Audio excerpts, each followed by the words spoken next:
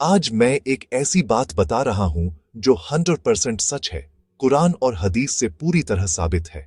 लेकिन कुछ लोग इसे सुनकर विश्वास नहीं करेंगे या बहस शुरू कर देंगे। फिर भी ये हकीकत है और इसे जानना हर मुसलमान के लिए जरूरी है। तरावीह की नमाज की असली हकीकत।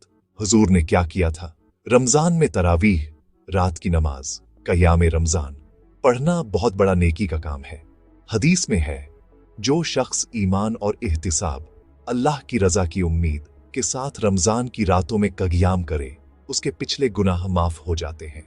सहीह बुखारी 2008, सहीह मुस्लिम।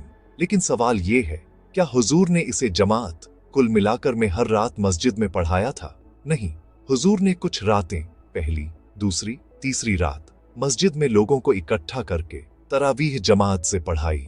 लोग बहुत उत्सुक हो गए। हर रात संख्या बढ़ती गई। फिर चौथी रात आप बाहर नहीं आए। सुबह फज्र के बाद फरमाया, मैं जानता था कि तुम इंतजार कर रहे हो, लेकिन मुझे डर था कि कहीं ये नमाज तरावीह तुम पर न हो जाए।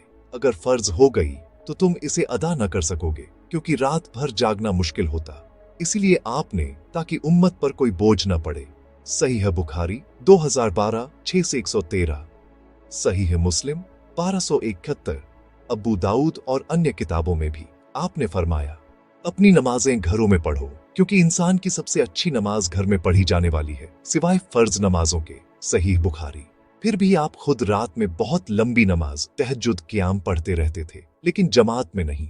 हुजूर की वफात के बाद हजरत उमर फारूक रज़ी ने देखा कि लोग अलग अलग ग्रुप्स में नमाज पढ़ रहे हैं। उन्होंने इसे एक इमाम हजरत उबय बिन काब रज़ी के पीछे जमात में करवाया और फरमाया, ये कितनी अच्छी है। यहां बिदअत का मतलब नई शुरुआत से है, लेकिन अच्छी, क्योंकि फर्ज होने का डर अब नहीं था, वही ये बंद हो चुकी थी। मुवत्ता इमाम मालिक। सहीह बुखारी में उमर रज्जी का वाकिया। नतीजा क्या निकलता है? तरावीह है, जमात में मस्जिद में पढ़ना है, हजरत उमर की सुन्नत से। लेकिन घर पर अकेले पढ़ना भी पूरी तरह जायज और सुन्नत है। हुजूर की वजह से उम्मत पर आसानी हुई, नहीं तो शायद ये फर्ज हो जाती और मुश्किल पड़ती। ये बात और में बार बार आती है, कोई बहस की गुंजाइश नहीं। कुछ लोग कहते हैं तरावीह बिदअत है या केवल 8 रकत, लेकिन हकीकत यही है जो ऊपर बताई। अल्लाह हमें हुजूर की सुन्नत पर अमल करने और रमजान की बरकत हासिल करने की तौफीक दे। जो समझ आए शेयर करें, क्योंकि नेकी की बात फैलाना भी नेकी है।